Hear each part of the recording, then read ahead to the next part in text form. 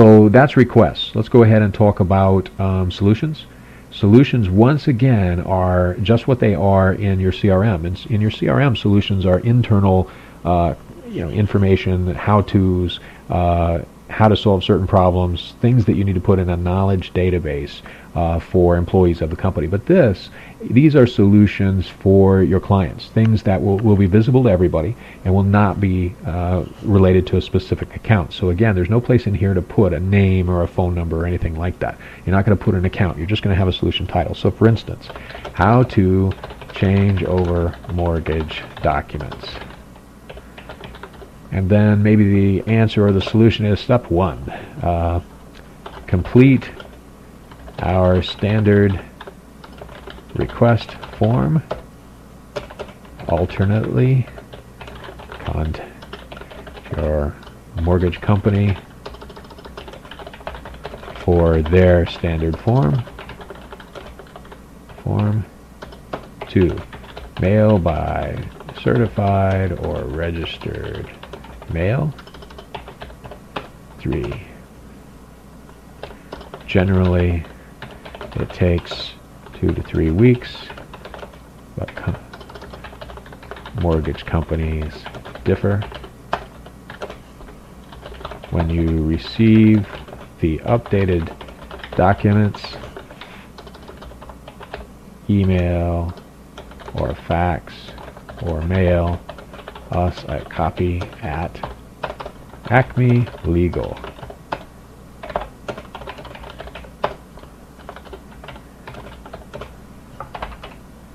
Something like this. Okay, we're going to go ahead and just check the box, click the box, and Janet Brewer in this case is going to be our topic. It seems a little strange, but the deal is it's actually just saying, look, this is associated with me as an administrator, the primary account. Now, you have the question here whether to display this to everyone in the customer portal or display only to logged in users, and that's a key decision. Do we want everybody in the world to see our solutions to various problems without having to log in? That might be very convenient for your clients. It also may mean competitors and other people see those answers and borrow them, and show what they're doing. So it just depends on you. You've got to decide what you want to do. In this case, I'm going to go ahead and say display only to users logged into the customer portal. Now you can leave it in draft form, or you can go ahead and have it set it for review by another user, or you can publish it. I'm going to go ahead and publish it. So we're going to go ahead and click Save. And there is our solution that is available in our portal. When a customer logs in, they can search the portal, they can see lists of solutions, and they can get these types of answers that are common answers for everyone. Okay, so we have requests which are specific to an account, and we have solutions which are general to everyone. Let's go ahead and talk about contracts. Now these are contracts, not contacts. Contracts are for support contracts. In other words, if you have different levels of support that you want to define for different users. We're not going to go into this in detail. You might have that worked out internally, and you may initially just want to give everyone the same level of support to get people using the portal, or you may want to go ahead and initially define levels of support. There may be a free level. People may get additional support, which may include telephone consultations, etc., or the ability to call versus email, or other types of features of support. You may want to define that from the outset because it may be an income matter. You may wish to make money off of support levels. You have to decide that. Okay, so requests, which are for specific accounts, which either they can enter or you can enter. Solutions, which are for everyone to read, which are available for them to read and you to create. Contracts, which are support level contracts. We've talked about accounts and contacts. Let's talk about products. We don't have a lot to say here if you're not a product-based company. If you're a product-based company that sells certain products that you need to support on a product-by-product level, for instance, if you sold 2 or 3 different software programs, or you sold different types of blenders, then you might do this. But don't rule out products as something, for instance, an attorney's office couldn't use. For instance, a lot of attorneys' offices will label different types of services as products, different types of estate planning packages, for instance. So if you have different estate planning packages that you can introduce to somebody that have different levels of service, different levels of engagement, or different features, then those would be different products, and you may want to set those up and offer product by product support. It's also a way that people can maybe see other products that you have besides the main one that they're purchasing or that they're interacting with you on, and possibly buy more things. So it can be hard if you're not used to thinking of the things that you offer as products. That might be a worthy thing to consider. Tasks. What tasks are individual to-dos for your support reps or the people within the company that will go ahead and support your clients. So you want to maybe set up a call or a meeting or a demo, which could be, some sort of online demonstration of how to use your support portal, or it could be any number of things. Hopefully the support portal is so basic you won't have to do that. But in any case, there could be any number of action items that you want your support reps to take. For instance, they need to call and schedule a meeting, or they need to have that meeting. And you could do that by choosing the particular task owner. Now, right now, we only have one, which in this case is Janet Brewer, but you can assign multiple support reps or employees or people within your office to be possible task owners.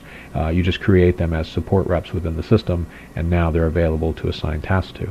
And you create a subject, which is essentially the title of the task, again, what type of task it is, and you can set the status if you wish. And people can use this in the same way that they would use tasks within CRM. However, because there's a task feature in CRM already, it seems like you may not want to duplicate that. You may want to actually keep all of your tasks under one heading and not get confused, so that people don't have to look for to-do items in both places. So if you're using Zoho CRM, again, the tasks feature here may be redundant. When it's not redundant, and the reason they've included this is in the event that your support reps are different people than the reps who manage overall customer relationships and customer contacts. If you have dedicated support reps or people, that's their primary job. One person in the office takes care of support, and another person in the office takes care of managing the CRM overall, for instance. Okay, so then reports, and we talked about reports under CRM, so we're not going to go into great detail again into the types of reports, but they're very simple in terms of what's available in your support module. There are 4 categories. Reports that are related to the requests. These are individual requests from individual clients, or that you're inputting on behalf of the client. Ideally, you want to offload that to the client. That's one of the real reasons for having a customer service portal, is so that you don't have to take a million phone calls and log all those requests, but the clients have the ability to log in and do it themselves. Doesn't mean they will do it, but it's a great marketing feature and a business growth opportunity to have that available, at least in the beginning. And people will get more and more comfortable with weaning themselves to managing their questions and their support needs online. You've got solution reports. Remember what solutions are. Solutions are general answers for all accounts to see, not related to a specific account. You can manage your accounts and contacts, and then if you, again, have things categorized as products, or you envision them as products, then you can manage them here. And lastly, you have dashboards. And dashboards, just like in CRM, there are multiple types of dashboards. There aren't as many because the support module is simpler, but a dashboard is sort of like a mini report. It's the graph portion of a report that you can get at a glance. And all we have set up right now is requests and solutions, so that's all we're going to see there. I will jump back to your home page and just say you can customize your home page. You can do things like upload your logo. You can configure additional things, and you can even add certain dashboards to your home page. So keep in mind that the home page is customizable, and that's the page that you'll see when you log in. The last thing I might want to point out is this upper right-hand portion of the toolbar, which gives you the ability to add a request. So for instance, again, somebody calls in with a phone call, the very first thing you should do is click this and enter the support information. If they've already been created as a contact in the support system, which means they're entitled to some form of support, then this is, you won't have to go through that procedure to do it. You can just go ahead and file the information. Again, if I'm going to put in a particular person I know, like Gianni, it's going to pull them right up because I've already entered them into contacts as a person entitled to support. I've also got this nice ability to search either this module or all the modules, which ideally would include things like my CRM, etc., for different things. So for instance, if I'm looking for a piece of information to give them and it's one of my standard solutions, I could just go ahead and type it in here. So we're just going to take one last visit again to set up. I click up here, and the customer portal users portion and customer homepage portion. What we focused on so far is the customer portal users portion. The customer homepage is the setup of what the homepage looks like that your clients go to. And remember, we have it configured right now out of the box like this, where they can search for a solution, they can add a request, they can view their current request, and again they can search the knowledge base, which is basically the solutions. So it's the knowledge database of standard things like how do I switch over my mortgage. And here it is, how to change over mortgage documents. Remember, we entered that a little bit earlier, and there it is, of course. So we can go back home here to what it looks like. But I can change the look and feel by clicking on Setup and then clicking Customer Homepage. I can change the look and feel a little bit of that customer support page so that I can determine what's on it, what it looks like. I can hide different aspects of it. I can add different features over here. You can see it to the right. We're not going to go into this in detail. Again, you want to get in here and maybe take a look around, but you want to, this is a basic overview, not a detailed click-by-click analysis of every feature that's available.